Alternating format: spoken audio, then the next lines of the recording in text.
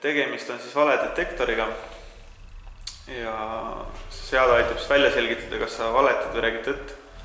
Ja tähtis on siis ausalt vastata. Ja kõik, mis see seade siis nii-öelda infot kogub, siis saadab minu telefoni. Nii et alustame. Kas su nimi on Robin Gross? Jah. Tõsi. Kas su käed higistavad? Jah. Kas sa kavatsed täna mulle valetada? Ei. Räägid tõtt. Mis positsioonil sa mängid? Keskvälja. Mis on su lemmikklubi?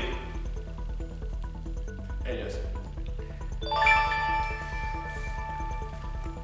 Kas vastab tõele, et sa palusid peatreenerilt, et tema just sinu kapteniks valiks? Sellele peab vastama. Jah. Vastab tõele. Kas sa oled meeskonna viisakaim mängija? Jah. Kas sa kardad ämblikke? Ei. Aga madusid? Jah.